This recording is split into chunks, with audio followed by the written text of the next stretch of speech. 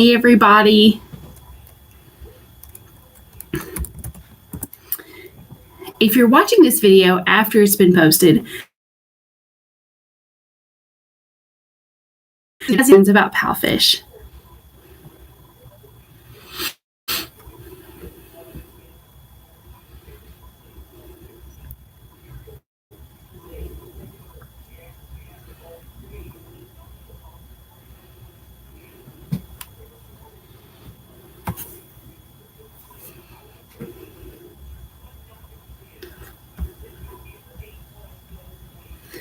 If you have a question, concern, anything to do with Palfish, feel free to leave a comment below and I'll come do my best to answer it. A comment below and I'll come.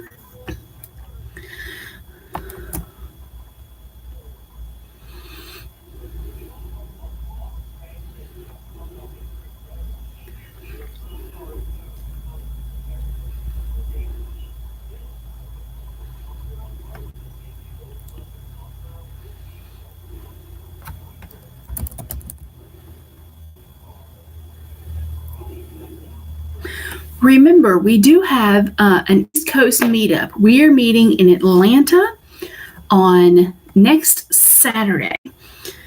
We're going to meet, I think it's at 11:45 at the Atlanta Bread Company.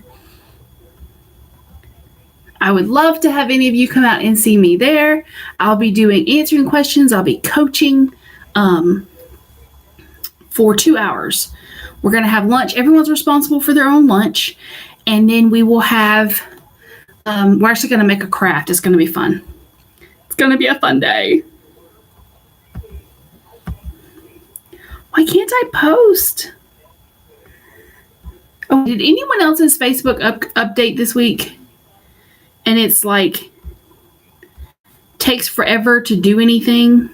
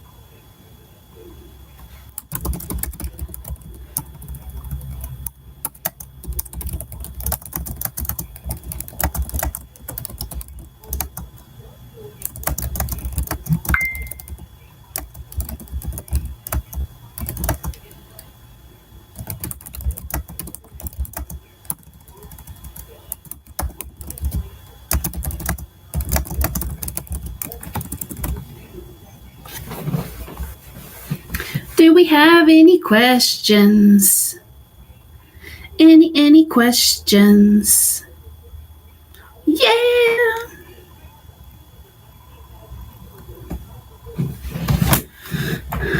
We'll give it a few more minutes. If we don't have any questions and no one pops in to say hi, we'll go ahead and leave the group for today.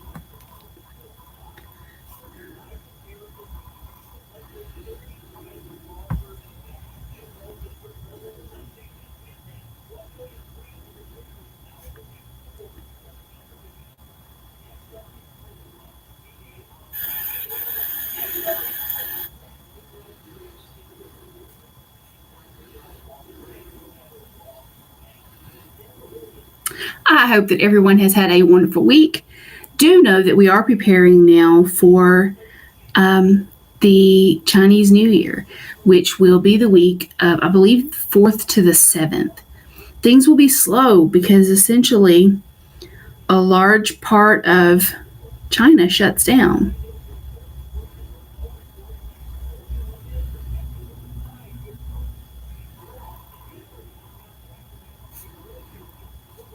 And so if you have new hires, that will take much longer because they run like a skeleton crew the week of Chinese New Year because everyone takes off.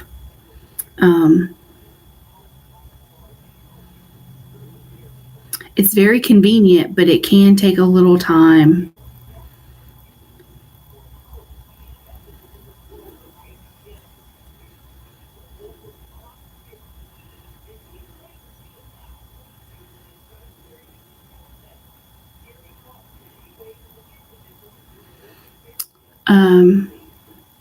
From the 4th to the 7th, you will have some students who still take classes.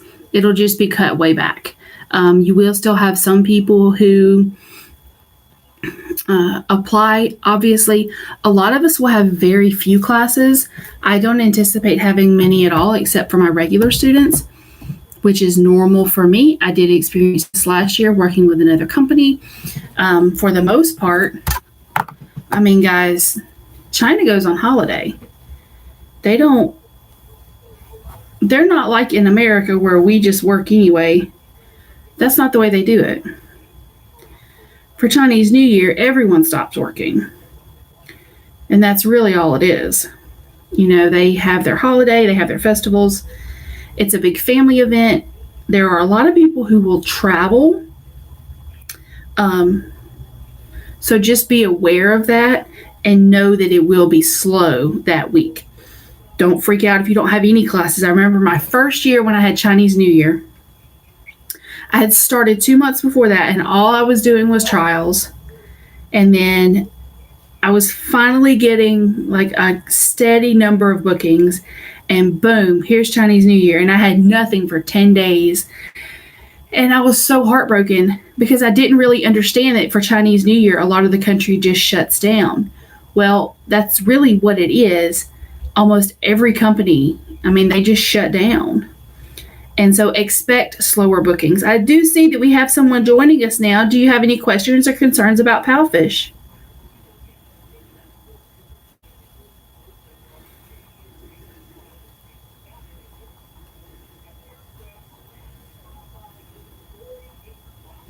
Chat line is open, guys. If you have a question, let me know.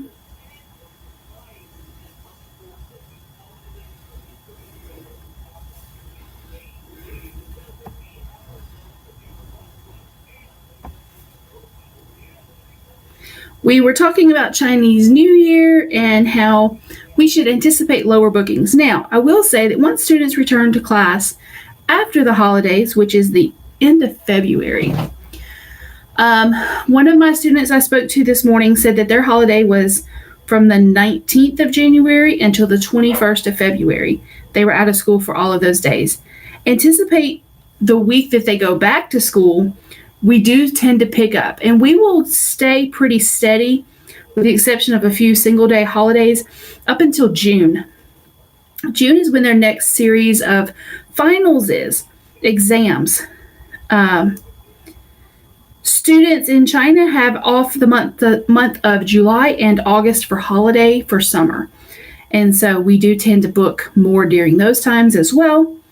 Just be aware that there are some standout one-day holidays that it's not abnormal to only have, to have a lot of cancellations, that type of thing. If you're here today and you have a question concerned about Palfish, feel free to type it into the chat box. I'd love to answer it for you today. Why do I enjoy Palfish so much? I enjoy Palfish so much because I feel like it's a company that really tries to listen to us. And while they are a young company, they are quickly advancing. They have grown so much this year working with Pearson. Our new curriculum is out, and they are making some adjustments to it, but it is a wonderful curriculum, and I'm greatly enjoying it.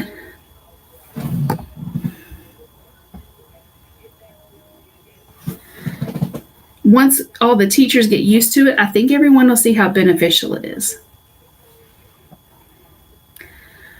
Let's see, what else do we have about Palfish? This is a great time when we have students that are out. I want to talk about remembering to take some teacher time, some you time.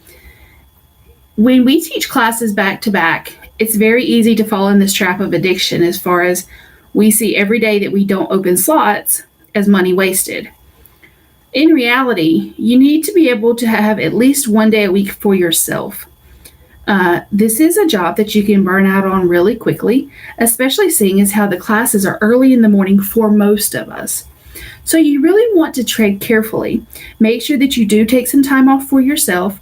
My first year teaching, I actually taught 366 days in a row. And when I finally took a day off, I felt so refreshed that I immediately put it into my schedule. Hi, Christy, how are you? So taking a day off or a couple of days off is a good thing. Chinese New Year is an excellent time to do that. Nice to see you. It doesn't seem like anybody's here tonight. I know we have lots of bad weather everywhere around us, so we just got actually about 30 miles from us just got hit with tornadoes today. Scheduling live. You know what? I sat down with my planner this morning and scheduled mine out for next week. I'm not doing any the week of the 4th to the 7th. I'm going to open my morning slots, but if they're not filled by the night before, I'm going to close them out. Yes. Well, Christy, I live in Alabama, and while this is a little early in the year for tornadoes, it is a reality of where we live. And that's what I was just talking about, Christy, that we sometimes, take advantage of the Chinese New Year, enjoy the break, because once it kind of comes back, we can be pretty busy. The other thing that we're going to do is the biggest city, big city, whatever you want to call it, around us is Birmingham, Alabama. And they are hosting on the 2nd, they are having the 13th annual Chinese New Year Gala. And so, hey, this is the time to do it, really. Like, I'm going to schedule my regular classes, but I'm not doing all of them. I'm taking my break now so that I can be fully charged when we come back. But we're going to the 13th annual Chinese New Year Gala on the 2nd of February. I'm super excited because they're going to have dancers and music and food and all types of vendors who are directly from China. So we're going for the experience, and I'm so stoked about it. Then on the 26th of this month, we have our Atlanta, Georgia Palfish Teacher Meetup. If you're interested in joining us for that, make sure that you look at my Facebook page. Oh, I'm excited. It's not like a fancy schmancy thing. We'll be in some blue jeans because we are still in Alabama. But it's exciting to go to. I'm stoked. But the meetup on the 26th is going to be really cool. Wow, guys, we're up to 7 people. If you're new here, if you have a question, concern, or thing that you'd like to know about Palfish, this is a great time to check. It's going to be really great. We're going to the Atlanta Bread Company. We have a conference room for the day. We're going to have full Wi-Fi. We'll have a TV presentation. I've got some goodies to give away from Palfish. We're going to make a fish. We're going to do like a little craft thing. I have figured out a way to actually use, I'll show you. Oh, little pieces of foam. I am Erica. Do you have any question? Hi, Jennifer. I am crocheting. So we're going to use the yellow and orange foam. Oh, that one's got a hole in it. And we're going to make, like, I call him Peter Palfish, the little fishy thing. We're going to make a prop that everyone gets to take home. It tends to keep my hands busy.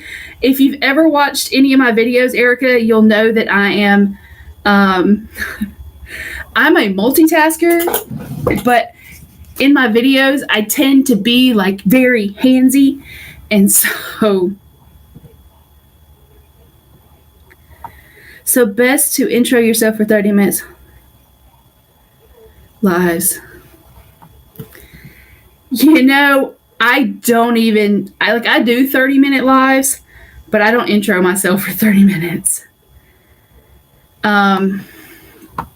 What I have been doing that is work. Oh, here, I'll show you. This is what I'm working on right now. It's going to be a blanket. But, so this is what I've been doing for lives that worked really, really well. If I was in a traditional classroom, one of the things that I would do is I would read to my students. Thank you. And so that's what I do. I've been setting up 4 times a week, sometimes 5, depending on my personal schedule. And guys, I'm just reading Harry Potter. Harry Potter and the Sorcerer's Stone right now. I don't know if I'll go through the full series, but every single session, I've done some day and some night. I have 30 to 50 people that come. Guys, I'm just reading. Because realistically, a lot of the people that come to lives, like parents come in there and they want to hear your voice. They want to hear you speak. That's how they're determining if they're going to book their student with you. And my bookings have been really high since I started reading. I have a couple of my older students who have come to every single one, and they listen, and we talk about the book when we have free time in class. I have one adult, and she has been listening to the whole Harry Potter series. And when she does free talk with me, she calls me and we talk about the book. So if you have a great kids book, I recommend doing it. When I first got started, Christy, I'll show you what I did. I did lives with kids books. This was a good one. This is any of the Dr. Seuss books, like for the early readers, are good to have in class because you can, and I've done it, have them read it, which I get it's backwards right now, but we'll go right through a whole book and have them read it if they're advanced. Gooseberry Goose, I did this one. I did Pillow Fight, or Good Night Pillow Fight. I've got a couple others here. Yes, Christy, I love bookstores. We have some really, really good, see, I told you guys I start getting handsy. Some really, really good bookstores, thrift stores in Auburn, which is about 30 minutes from where I live. And I can get books there for $1 all day. So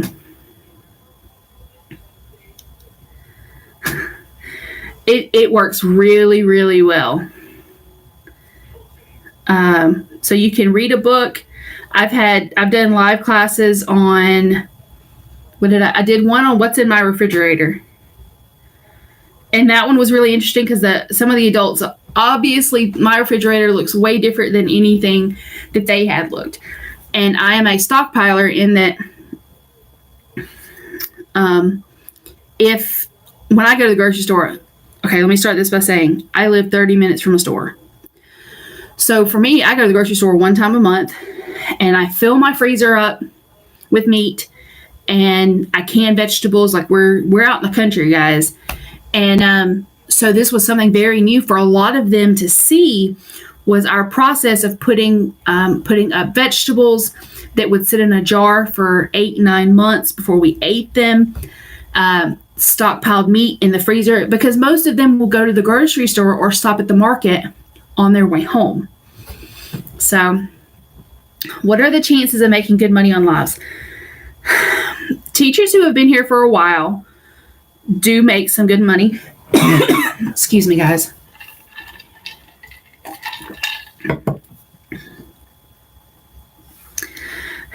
And it is a good way to make like a residual income. My recommendation is wait to start charging for your lives until you've built up a student base. And I don't mean like 20 or 30 students. I currently have 200 students, and I don't really feel like that's a good enough base.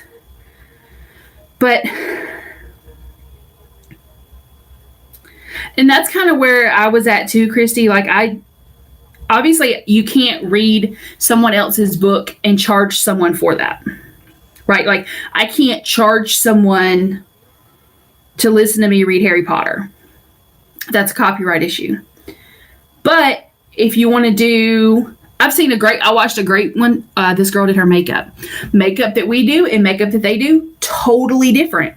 And so she charged, I watched her do a free one, and then she had a few scheduled that she was charging for. I mean, and it's a good way to have a residual income. You get something every time someone watches it. I think that those are a lot of students who maybe the teachers have a good following. They've been here for a while, because if you look at those, a lot of those are top teachers. And so I think once you have a good customer base, that's a great idea.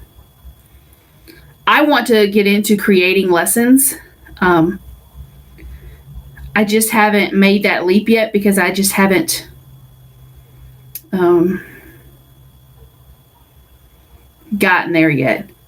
Yeah, Jennifer, I've gotten a couple of those, and they always scare me when they pop up in my classroom because I'm not focusing on them, and it pops up with a little gift box.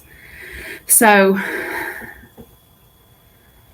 people they can gift you during a live too. Don't forget that.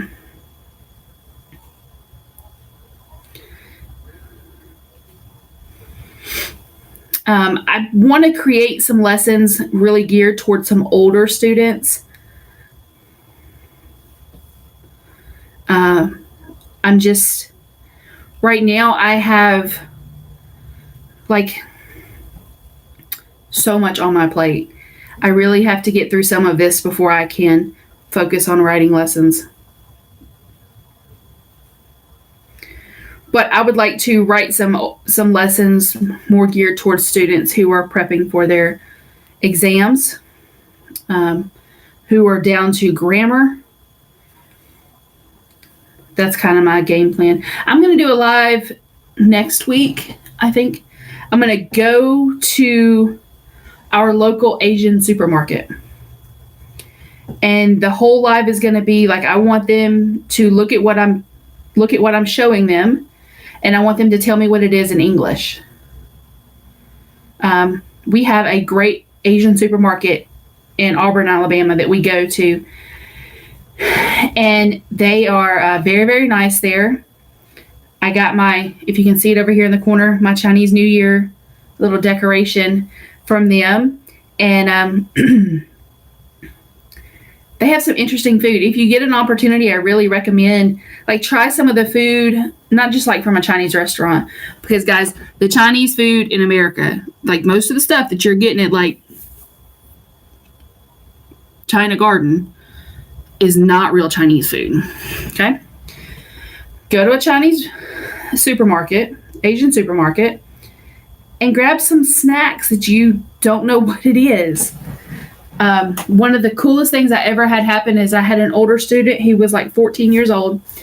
Guys, nothing I did can make this kid smile. Very serious student. And I kept thinking, I don't think this kid likes me. Why do they keep booking me? And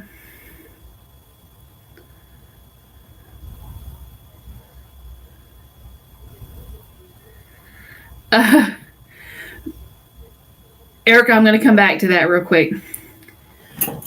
But forgot where I was thinking. Oh, grab a couple snacks. The kid that hated me, guys, I had no idea why his mom kept booking me. Because he already knew everything that I was going to tell him. You guys can probably hear my dog barking. Anyway, we had gone to the Asian supermarket and we had something called milk candy. And I raised up a piece and I showed it to him and I said, "What does this say?" And he was telling me about it, and then he started grinning and smiling and telling me that he loves candy and that's his favorite food.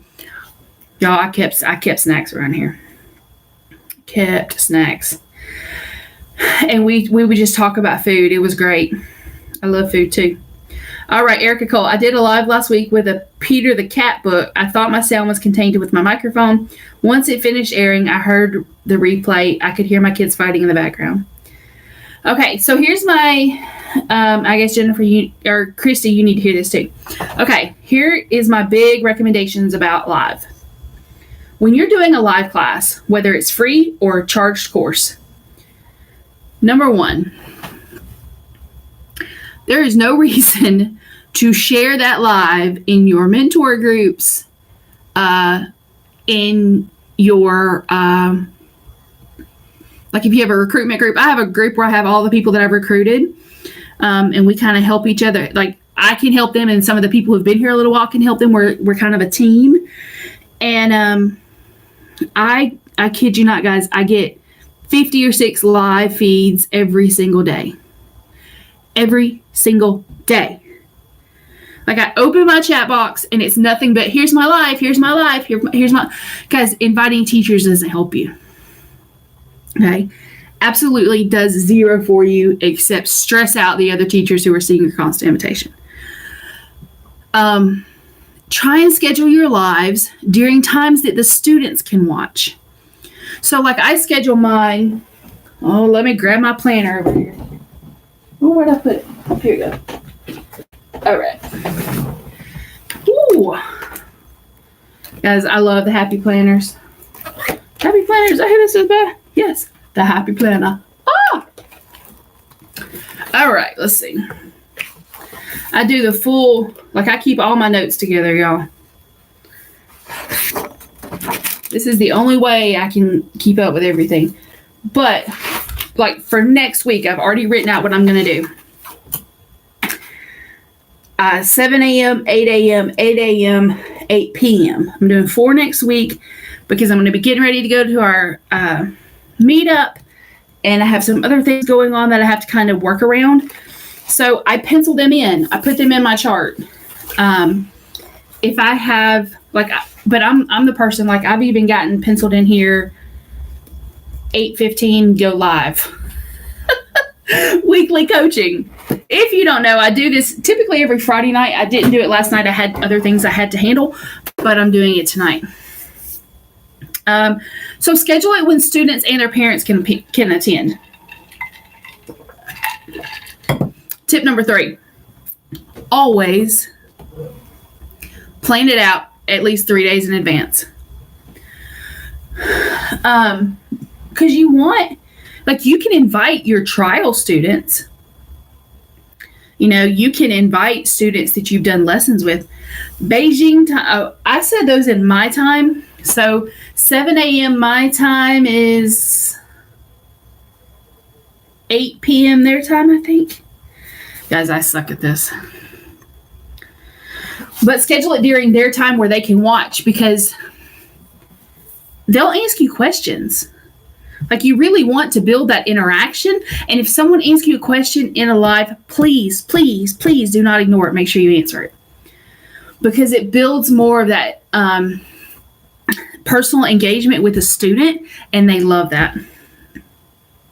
You can schedule it in the morning. I never get booked in my 7 to 7:30. I don't work because I have to take my daughter to school. But my 8 a.m. class, I've never been booked in that period. So that's when I do mine in the morning. Monday, I'm going to do one at 7 because the kids don't have school.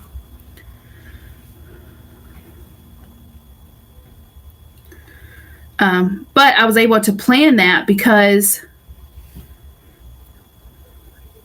of my schedule, and I keep up with it.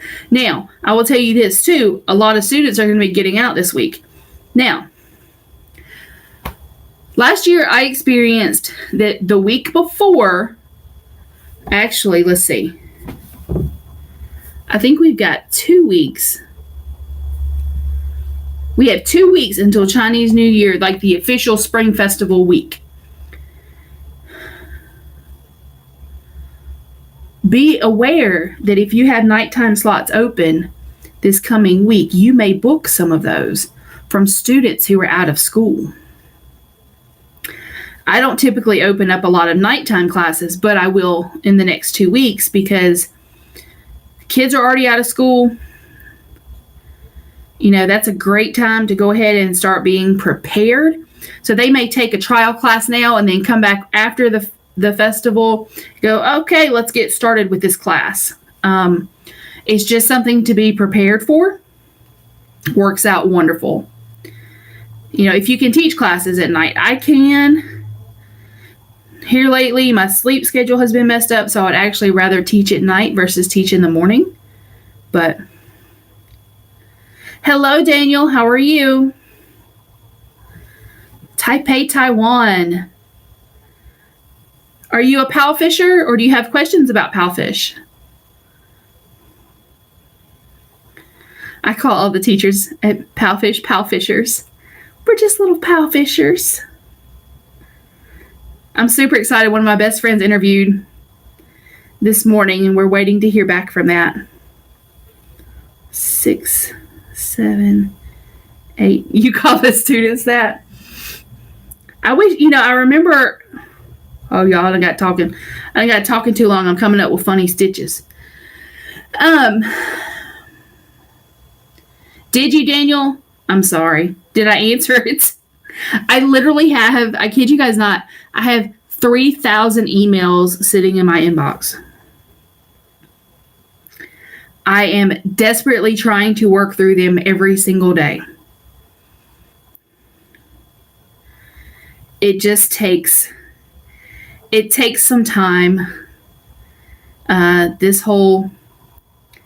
To be honest, guys, this YouTube thing kind of blew up a lot faster than I was really expecting it to.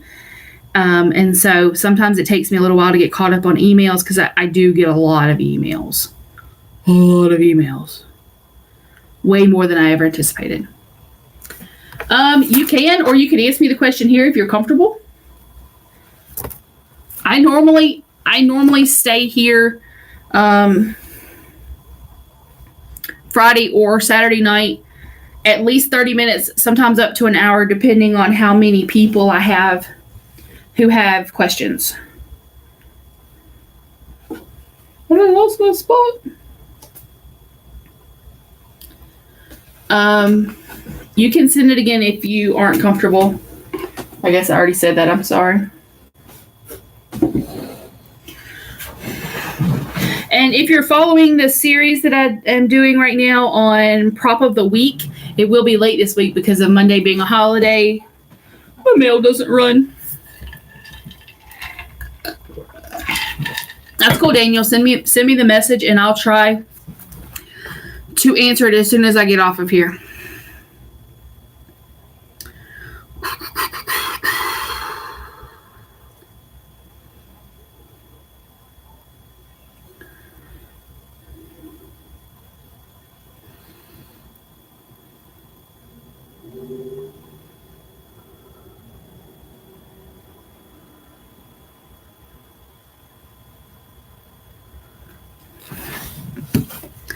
This message is held for review. Gonzalez Games. Why are you sending me?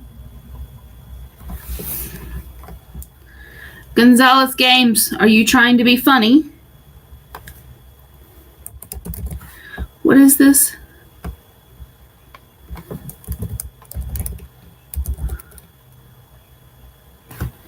Hey, Gonzalez. No scammers allowed. Boom.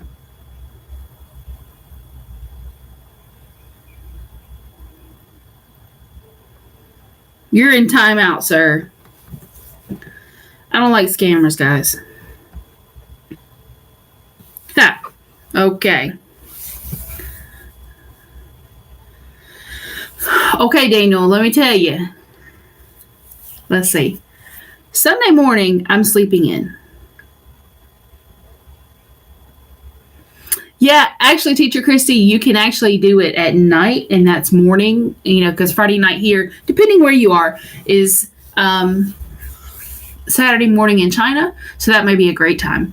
Daniel, it may take me a little bit longer because I don't work on Sunday mornings. Hold on, Erica, I'll explain. On Sunday mornings, I don't work, so I tend to sleep late, and then I go to church until I do sleep, church, lunch with my family. It's normally mid-afternoon before I get into my office, if I come into my office. Sometimes I take the whole day. Tomorrow is supposed to be really cold, so I'll probably be home. Okay, Erica, I got a weird message. This it says Gonzalez Games was trying to send a scam link into my chat, and they flagged it, and I was able to time out them. I don't play that game, but they're still listening. They can't leave the chat till their time's up.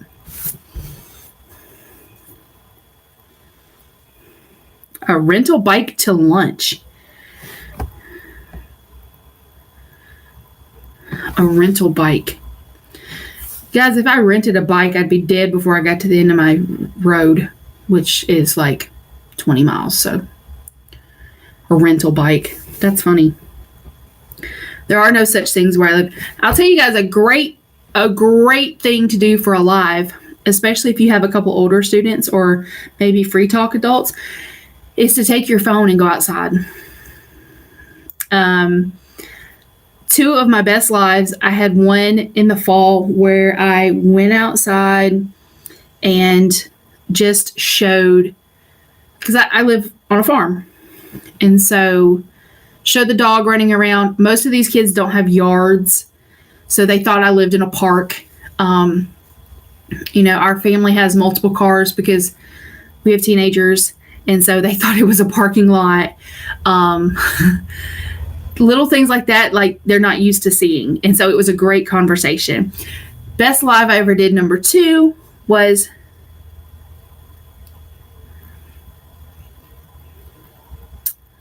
my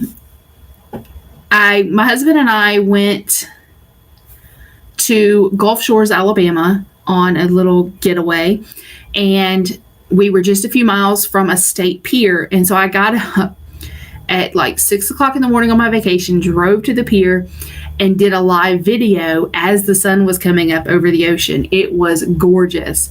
And so many students still talk about that, my recurring students. So,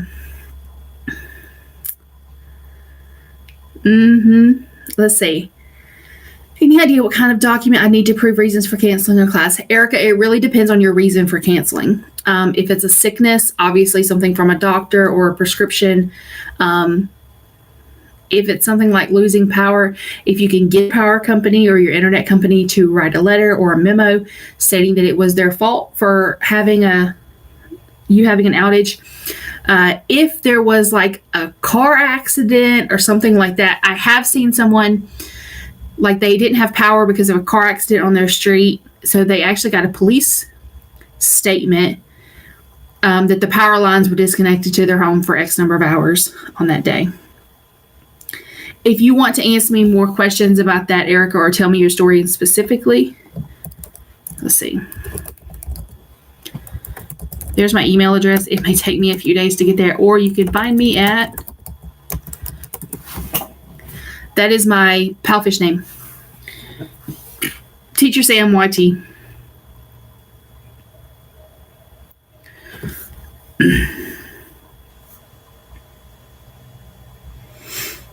Did you guys see the video that I did about Prop of the Week this week? It's a really good reward for older students.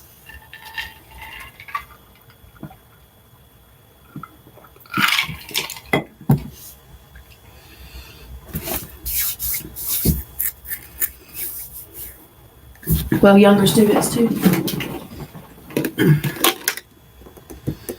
Yeah. I used this morning to teach about nose, mouth, eyes. Pretty sure I've taught that lesson 5,000 times.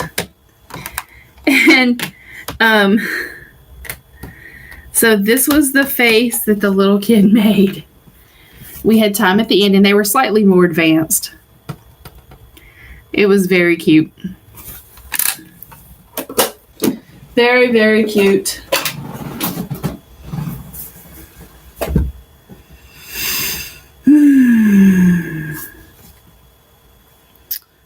Oh yeah, Teacher Christy, look, I used to have chickens too. We had ducks at one time too. We got rid of our chickens, and we were like state certified NPIP, could sell our eggs and market and all that kind of stuff, but it just became so much. It was just so much. So we got rid of them. And Erica, it's nice. I love them. And they have a whole series. The one I'm doing for this coming week is a prop to teach time. Anyway, so we got rid of our chickens because it was just so much work. Yes, and we actually have out here in the boonies where I live, on Friday nights they have a chicken auction where you can go and you can buy and sell chickens. And so we bought mini chickens. It's a nose. We bought mini chickens. We sold mini chickens. They were good props. And you know what, guys? I tell you what. Let me tell you the funniest thing that ever happened to me in class, and it was also the scariest. I have a dog, and I'll show you guys this picture. My dog many times comes into my room and will crawl up in my lap, and I show my students. And